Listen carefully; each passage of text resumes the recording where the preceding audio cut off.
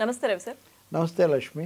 Sir, మాజీ MP Undavalli Arun Kumar గారు ప్రస్తుత రాజకీయాలపై ఆయన మాట్లాడిన మాటల్ని టీడీపీ ఖచ్చితంగా ఈసారి గెలుస్తుందంటే ఆయన అన్నారని టీడీపీ వాళ్ళు, అలా అనలేదని వైసీపీ వాళ్ళు అంటున్నారు సార్. అసలు ఉండవల్లి గారి వ్యాఖ్యల్లో ఏముంది సార్? ఏముందో అది ఉండవల్లి గారు అయినా చెప్పడం కష్టమే. ఎందుకంటే సార్ ఆయన నేను సరదాగా రాజకీయ చాగంటి కోటేశ్వరరావు అంటూ ఉంటాను. ఆయన విషయాలన్నీ ఆ కోణాలు ఈ కోణాలు భిన్నమైన పరిస్థితులు ఏ విధంగా ముందుకు వచ్చింది ఇలాంటివన్నీ ఆయన చెప్తూ ఉంటారు. దాన్ని ఇప్పుడు మనకు మామూలు మీడియా అంటూ లేదు కాబట్టి వైసీపీ మీడియా టీడీపీ మీడియా అంటుంటాం కాబట్టి ఎవరికి తోచినట్టు వాళ్ళు దాన్ని పెట్టడం లేదా వాళ్ళకు ఉపయోగకరమైన భాగం వాళ్ళు తీసుకోవటం. ఉండవల్లి అరుణ్ కుమార్ నిన్న అసలు ఆయన మాట్లాడింది ప్రధానంగా విభజన హామీల అమలు, ఇందులో వైఫల్యం. చంద్రబాబు నాయుడు మొదట విఫలమయ్యారు, తర్వాత జగన్మోహన్ రెడ్డి కూడా ఆ విషయాలు బాగా బీజేపీకి దగ్గరగా లోబడి ఉంటున్నప్పటికీ వాటి మీద ఏం పట్టుపట్టలేదు సార్. ఇంకా చెప్పాలంటే కొంచెం భయపడే వాళ్ళకి లోబడ్డాడని ఒక వ్యాఖ్య కూడా చేశారు. సో వీళ్ళు ఇవన్నీ ఉండి కూడా పోరాడకపోవడం వల్ల ఇప్పుడు మనకి ఇంకా 10 ఏళ్ళు అయిపోతుంది, ఆ హామీల సమయం అయిపోతుంది. అసలు ఉండవల్లి వాదన ప్రకారం లోక్సభలో ఆ ఓటింగే చెల్లదు, రాష్ట్ర విభజనే చెల్లదని దాని మీద ఆయన కేసు కూడా వేసాడు. అదే ఆ వాదనలన్నీ ఆయన చెప్తూ ఉంటారు. పోలవరం విషయంలో జరిగిన ఆలస్యం ఎవరు కారణము, అంత అది సరిగ్గా కట్టారా లేదా, ఈ అంశాలు ఇట్లాంటివన్నీ ఆయన నిన్న తీసుకొని వచ్చారు. సహజంగా నిజంగా విభజన హామీలు చేయలేదు. ఇప్పుడు విభజన హామీల అమలు గురించే కదా అందరూ ఆందోళన పడేది. లేకపోతే ప్రత్యేక హోదా ఎందుకు రాలేదు, 10 ఏళ్ళు అయిపోతున్నా కానీ, లేకపోతే రాజధాని నిర్మాణం జరగలేదు. ఈ సమస్యలన్నీ ఉన్న మాట నిజమే. వీటికి సింపుల్గా చెప్పాలంటే ఇప్పుడు 3 రాజధానులు అనడం వల్ల ఆగిపోయింది, లేకపోతే చంద్రబాబు నాయుడు తెచ్చిన అమరావతి అద్భుతంగా తయారై ఉండేదని టీడీపీ వాళ్ళు అంటారు. అసలు చంద్రబాబు కట్టుంటే మాకు సమస్య ఉంది, ఆయన కట్టలేదు కాబట్టి మాకు డబ్బులు లేవు కాబట్టి మేము కట్టలేకపోయాము అని 1-2 లక్షల కోట్లు పెట్టలేకే మేము విశాఖపట్నం తీసిపోయాము, అన్ని తీసిపోదామని అనుకున్నామని వైసీపీ వాళ్ళు చెప్తారు. సో ఈ 2 వెర్షన్స్ను మనం ఎప్పటికీ మ్యాచ్ చేయలేం, అంతవరకు క్లియర్. కానీ ఉండవల్లి లాంటి వాళ్ళు 2 కోణాలు కూడా ప్రతిపాదిస్తూ ఉంటారు, అక్కడ ప్రస్తావిస్తుంటారు. కనీసం ఒక్కోసారి స్ట్రెస్ మీడియా కోసమో లేకపోతే అక్కడ ఉన్న ప్రశ్నను బట్టి స్ట్రెస్ అటు ఇటు మారొచ్చు. కానీ ఆయన నిన్న చెప్పిన దాంట్లో ఎక్కడ ఏ పార్టీ గెలుస్తుంది గెలవదు అనే మాట ఆయన ఏం క్లియర్గా ఏం చెప్పలేదు. కాకపోతే ఒకటి అన్నాడు ఆయన, ఏది జైలుకి వెళ్ళిన వాళ్ళందరూ గెలుస్తున్నారనే. గతంలో జగన్మోహన్ రెడ్డి జైలుకి వెళ్ళాడు, తర్వాత బ్రహ్మాండం గెలిచాడు, రేవంత్ రెడ్డి జైలుకి వెళ్ళాడు గెలిచాడు. మరి అదే నిజమైతే ఇప్పుడు చంద్రబాబు నాయుడు కూడా జైలుకి వెళ్ళాడు కదా అని అన్నారు. అంటే దీన్ని బట్టి చంద్రబాబు గెలుపు ఖాయం అని. అలాగే ఈవీఎంలు వీటి వినియోగంలో సందేహాలు ఉన్నాయి. ఒకరికి ఓటేస్తే ఒకరికి పోతుంది, సైకిల్కి వేస్తే ఫ్యాన్కి పోతుంది, ఫ్యాన్కి పోస్తే సైకిల్కి పోతుంది అని సందేహాలు ఉన్నాయి. వీటిని నివృత్తి చేయాల్సిన బాధ్యత ఎన్నికల సంఘానికి ఉంది లేకపోతే అనేది ఆయన పాయింట్. అది నిజమే, చాలామంది ఈవీఎంల మీద ఉంది. కానీ ఆయన ఇంకోటి కూడా చెప్పారు, నాకేం టెక్నికల్ నాలెడ్జ్ లేదు కానీ నేను ఎక్స్పర్ట్స్తో అడిగాను, అంత సులభంగా మారే అవకాశం లేదు అని వాళ్ళు చెప్పారు. కానీ కొన్ని చిన్న చిన్న సందేహాలు ఉన్నాయి. అందులో ముఖ్యమైనది ఏంటంటే నాకు తెలిసి ఈవీప్యాట్ ముందు ఏమో బటన్, అది ఓటింగ్ ఒక గుర్తుకు ఓటు వేసాక అది పడగానే, అది పడిన తర్వాత ఈవీప్యాట్ రిసీట్ వస్తుంది. కానీ అలా కాకుండా గుర్తు నొక్కగానే ఈవీప్యాట్ రిసీట్ వచ్చేటైతే అప్పుడు గ్యాప్ ఉండదు. ఇప్పుడు తర్వాత జరిగిన తర్వాత రసీదు వస్తే ఉపయోగం ఏంటి? దీన్ని మార్చాలని కొన్ని రాజకీయ పార్టీలు, చాలా ప్రతిపక్ష పార్టీలు కూడా సుప్రీంకోర్టును కూడా కోరే. అది ఏం జరుగుతుందో అది మనం చూడాల్సి ఉంటుంది. అందుకని ఆయన ఉదాహరణ చెప్తూ దీనికి వేస్తే దానికి పోతుంది, దానికి వేస్తే దీనికి పోతుంది అంటే ఇలాంటివన్నీ అక్కడ కట్ చేసామనుకోండి. అందుకనే మేము మీడియాలో కామెంట్స్ చేసేటప్పుడు చాలాసార్లు చెప్పేదంటే ఒక అంశాన్ని అక్కడ దాన్ని కట్ చేయడానికి వీలుగా మాట్లాడకూడదు. అక్కడికి కట్ చేస్తే అది వేరే అవుతుంది. ఇప్పుడు సోషల్ మీడియాలో ప్రతి వాళ్ళు అవతరాల వీడియోలు తెచ్చి చూపించే వాటి అన్నిటికీ దానికి ముందు వెనక వేరే ఉంటుంది. ఇప్పుడు రామునితో కపీవరుణుడు ఇట్లని అంటే రామునితో కపీవరుణుడు ఇట్లని అని ఇదివరకు ఉదాహరణ ఇచ్చేవాళ్ళు కదా, అక్కడికి కట్ చేస్తే. అలాగే టెలిగ్రామ్ల విషయంలో చెప్పేవాళ్ళు, స్టాప్ నాట్ హ్యాంగ్ అని మెసేజ్ పంపిస్తే స్టాప్ నాట్ హ్యాంగ్ అనేది పోయింది, కామా అక్కడికి మారిస్తే అర్థం అలా మారింది. ఇట్లాంటివి చాలా చెప్తుంటారు. అలాగే ఈ వ్యాఖ్యానాలు కూడా అంతే, ఒక దగ్గరికి ఆపేసి తమకు అనుకూలంగా చెప్పుకోవడం, దానివల్ల ఆత్మసంతోషం తప్ప జరిగేదేముంటుంది. ఉండవల్లి లాంటి ఒక సీనియర్ నాయకుడు ఎవరు గెలుస్తారు ఓడతారు అనేది వదిలేద్దాం, ఓటర్లు నిర్ణయిస్తారు. ఎన్నికలు జరగబోతున్న సమయంలో వీళ్ళు గెలుస్తారు వాళ్ళు ఓడిపోతారు ఇవన్నీ ఎందుకు చెప్తారు? ఇప్పటికైతే చెప్పడు, ఇంకా దగ్గరికి వచ్చిన తర్వాత ఆయన చెప్తారో లేదో అది నాకు తెలియదు. కానీ ఆయన గోదావరి తీరంలో రాజకీయంగా వివిధ చరిత్ర నేపథ్యం కొంత ప్రవచనాలాగా మనుషులు ఎట్లా మంచిగా ఉండాలి ఇలాంటివి ఆయన చెప్తుంటారు. వీళ్ళు చెప్పినట్టుగా ఆయన ఏం చెప్పలేదు, అంతవరకు ఖాయంగా చెప్పచ్చు. సార్ అయితే అంటే ప్రజలు నిర్ణయిస్తారు మీరు చెప్పినట్టుగా ఎవరు గెలుస్తారు ఏంటనేది వదిలేస్తే, ఈ సమయంలో ప్రతి ఒక్కళ్ళు కూడా విభజన హామీలు కానీ పోలవరం కానీ రాజధాని ఇటువంటి అంశాలు ఇప్పుడు ఎలక్షన్స్ దగ్గరకు వస్తున్న టైంలో ఈ ఉన్న సమస్యలు ఎక్కువగా ప్రతి వాళ్ళు ప్రస్తావిస్తున్నారు కదా సార్, ప్రతిపక్ష పార్టీలు కానీ.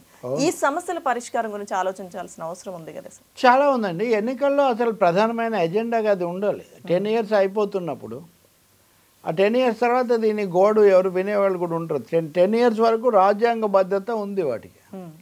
పార్లమెంటు వాటిని పరిష్కరించాల్సిన బాధ్యత కలిగి ఉంది. కానీ పార్లమెంట్ చివరి సమావేశాలు కూడా అయిపోయి ఇంకా ఒక రాజ్యసభ ఉంటుంది కాబట్టి రాజ్యసభ సమావేశాల్లో ఏమన్నా లేవనెత్తొచ్చేమో. కానీ కొత్త ప్రభుత్వం పాపులర్ గవర్నమెంట్ వచ్చే వరకు ఇదేమీ జరగదు. కానీ ఈ విషయంలో కూడా విభేదాలు ఉన్నాయి. ఎందుకంటే నేను ఇందాక అదే చూస్తున్నాను, అందుకే అసలు ఇది చెప్తున్నది. వాళ్ళు గెలుస్తారన్నారని వీళ్ళు గెలుస్తారని ఎవరికి అనుకూలంగా వాళ్ళు ఇవ్వడం ఒకటైతే, అసలు విభజన హామీల మీద కూడా ఉండవాళ్ళ వ్యాఖ్యలు చాలా పాక్షికంగా ఉన్నాయి. చంద్రబాబుది ఏం తప్పు లేదు అని చెప్పడానికి కూడా కొంతమంది వీడియోలు చేస్తున్నారు. జగన్మోహన్ రెడ్డి తప్పేముంది అసలు అనేవాళ్ళు కొంతమంది వీడియోలు. ఇవన్నీ కూడా ఉండవాళ్ళైనా లేదు కొన్నిసార్లు అలాంటి వాళ్ళు మాట్లాడినప్పుడైనా వివిధ కోణాలు చెప్పి ఈ వాస్తవాలు ఇలా ఉన్నాయి, మీ నిర్ణయం మీరు తీసుకోండి, లేకపోతే మీరు ఇలా చేయొచ్చు ఇట్లా సజెస్ట్ చేస్తారు. కానీ ఒక పార్టీకి అనుకూలంగా ఒక పార్టీకి వ్యతిరేకంగా మాట్లాడడం అది ఎలా జరుగుతుంది? అందుకే నేను బాగా మన మీడియా ప్రచారం చేసి ముందుకు తెచ్చేవాటిలో అదొకటి. ఆయన కూడా ఒక ఇది కాబట్టి కొంత విమర్శనాత్మకంగా చూడాల్సినటువంటి ఒక అవసరం వీక్షకులకు ఆయా పార్టీల వాళ్ళకు ఉంటుంది. రెండవది దాని ఆధారంగా ఆయన మళ్ళీ తిట్టేసి అది కూడా కనిపిస్తుంటుంది. ఆయన మీద వెంటనే తిట్టేసి అసలు ఎప్పుడు వీళ్ళని నమ్మకూడదు, అసలు మాలాంటి వాళ్ళ వల్లే ఇదంతా నాశనం అయిపోయింది పాడైపోయింది అని తిట్టే మహానుభావులు కూడా చాలామంది ఉన్నారు. వాళ్ళని మనం ఏం చేయలేము అనుకోండి. అంటే ఉంటే అట ఇది ఆ గట్టును ఉంటావా ఈ గట్టును ఉంటావా అని ఎందుకు ఉండాలి? ఏదో ఒక గట్టులో ఉండాల్సిన అవసరం ఉంది. మా గట్టో లేకపోతే మా మెట్టో మా పద్ధతి ఏదో మాకు రెండు కోణాలు చూడటం అనేది అసలు ఉండదా? సమాజానికి అక్కర్లేదా? సో ఉండవల్లి నేను చెప్పిన వాటిలో బ్రాడ్గా, కాకపోతే ఒక్కోసారి కొన్ని మాటలు దొరలొచ్చు, స్వీపింగ్ రిమార్క్స్ కొన్నిసార్లు రావచ్చేమో. కానీ ఆయన ఏమీ చంద్రబాబు గెలిచేస్తాడు, ఫ్యాన్ గుర్తులన్నీ అటు పోతాయి, జైలుకి వెళ్ళాడు కాబట్టి గెలవడం గ్యారంటీ. జైలుకి వెళ్ళడం వల్ల అంత మేలు జరిగేటైతే బయటికి రావడానికి ఎవరు ఎందుకంత అవస్థపడతారు చెప్పండి? వైసీపీ వాళ్ళు కూడా అనేవాళ్ళు అప్పుడు. ఒక నాయకుడు ఆయన ఇప్పుడు మంత్రిగా కూడా ఉన్నాడు, జగన్ జైల్లో ఉంటేనే గెలుస్తాం సార్. నిజంగా బై ఎలక్షన్స్లో గెలిచారు వాళ్ళు ఫస్ట్ టైం. తర్వాత సరిగ్గా ఎన్నికలప్పుడు విడుదల చేశారు. కాంగ్రెస్ కావాలనే విడుదల చేసిందని ఇప్పుడు ఎవరైతే కాంగ్రెస్ గురించి మాట్లాడుతున్నారో కొంతమంది అప్పుడు ఆరోపణలు చేసేవాళ్ళు. ఎవరిని శాశ్వతంగా జైళ్ళల్లో పెట్టరండి. అది చంద్రబాబు అయినా జగన్ అయినా రేవంత్ రెడ్డి అయినా. రెండవది వీళ్ళు గెలవడానికి అక్కడ జరిగిన దానికి ఏం సంబంధం లేదు. రాజకీయ పరిస్థితులను బట్టి గెలవటము, వాళ్ళు ప్రజల అభిమానం పొందడాన్ని బట్టి లేకపోతే విశ్వాసం పొందడాన్ని బట్టి గెలవడం తప్ప ఇదేదో జైలుకి వెళ్ళడం వల్ల వాళ్ళు గెలిచారనుకుంటే మటుకు అది చాలా ఏదో సామెత చెప్పినట్టుగా ఉంటుందన్నమాట. దీనివల్ల జరిగింది లాస్ట్ స్ట్రా అంటారే, అంటే ఒంటె మీద చాలా బరువు వేశారు మోస్తూ ఉంది, చివరికి ఒక గడ్డి పరక వేశారు, అది విరిగింది. So last straw that break the neck of the camel అంటారు చూడు, ఆ గడ్డి పరక వల్ల విరిగింది అనుకోవటం లాంటిదే. సింపతి వస్తుందని, సింపతి రాని వాళ్ళు కూడా చాలామంది ఉన్నారు రకరకాల. జైలుకి వెళ్తే ఎందుకు వెళ్ళారు, వెళ్ళిన తర్వాత ఏం జరిగింది, ఇవన్నీ కలిసి సింపతి తెస్తాయి. కానీ ఎవరికైనా ఊరికనే దానివల్ల రావు. అందుకనే ఒకటి ఆయన మీరు అడిగారు కాబట్టి చెప్పాలంటే ఆయన ఆ పద్ధతిలో ఏమి మాట్లాడలేదు, ఒక ఏకపక్షంగా మాట్లాడింది లేదు. రెండవది విభజన హామీల విషయంలో అసలే ఎవరిని స్పేర్ చేసింది కూడా లేదు. ఇద్దరిని ఆయన తన పద్ధతిలో తాను అన్నారు. కాకపోతే తాము చేసిన దాని గురించి కొంచెం చెప్పుకుంటారు కదా సహజంగా సభలో. అవన్నీ కేసు కూడా వేసాను, అది ఎవరు పట్టించుకోవట్లేదని. మన మీడియాలోనే ఎవరికి తోచింది వాళ్ళు చెప్పేసి ఆయన్ను కూడా తప్పు పట్టేదాకా లేదా ఆయన గొప్పగా చూపించుకొని మాకు అనుకూలంగా చిత్రించుకునేదాకా చేస్తున్నారు. ఈ ధోరణి వల్ల ఏం ఉపయోగం లేదు. మనం చెప్పుకున్నంత మాత్రాన చూపించుకున్నంత మాత్రాన ఏం విజయం జరగదు కదా.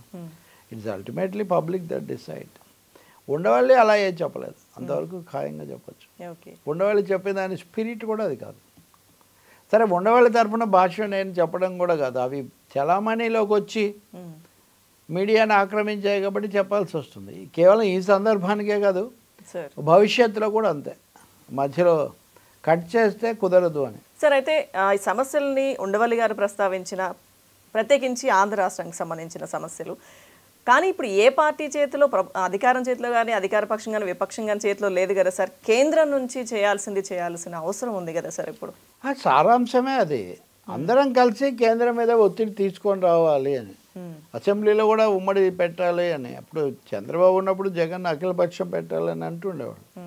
ఇప్పుడు ఈయన వచ్చాక కూడా వాళ్ళు అన్నారు. కానీ నిజంగా రాష్ట్రంలో పరస్పర అసహన వాతావరణం ఎంత ఉంది అంటే అలాంటి అఖిలపక్షం ఎప్పుడు సాధ్యమే కాలేదు ఇంతవరకు. ఇప్పటికైనా ఎప్పటికైనా రేపు ఇంకో ప్రభుత్వం వచ్చినా సరే, ఈ ప్రభుత్వం వచ్చినా సరే, మళ్ళీ వచ్చినా ఎవరు వచ్చినా తప్పకుండా కేంద్రం మీద ఒత్తిడి చేసి రాష్ట్రానికి ఇవి రావాలి, ఉమ్మడిగా అందరు కూడా రాజకీయ విభేదాలతో సంబంధం లేకుండా వాటిని సాధించుకోవడానికి, వాటిని తెచ్చుకోవడానికి, పొందడానికి పోరాటం చేయాలి. అది ప్రధానమైన ఆయన చెప్పిన దాని ఉద్దేశం. కానీ మనం చేయాల్సిన పని కానీ అదే. ప్రజలు ఎన్నికల్లో తీర్పు ఇచ్చేటప్పుడు కూడా దీన్ని దృష్టిలో పెట్టుకొని ఎవరు దీనికి చేయగలుగుతారు, ఎట్లా ఇంతకుముందు చెయ్యని వాళ్ళని కూడా ఎన్నికల ప్రచారంలో మీరు చెయ్యండి, మేము ప్రధానంగా ఇది కోరుకుంటున్నాం అని అది చెప్పాలి. ఆయన ఇంకోటి కూడా అన్నాడు కదా, ఈ పథకాలు సంక్షేమం దీంట్లో పోటీ పడుతున్నారు, ఇప్పుడు జగన్ అన్ని పంచిపెడుతున్నాడు అని, లేకపోతే జగన్ పథకాల మీద అన్నవాళ్ళు వీళ్ళు ఇంకా అంతకంటే ఎక్కువ ఇస్తూ ఉంటున్నారు కదా, కాబట్టి కేవలం ఇలాంటి పథకాలు వీటితోనే జరగదు కదా అన్నారు.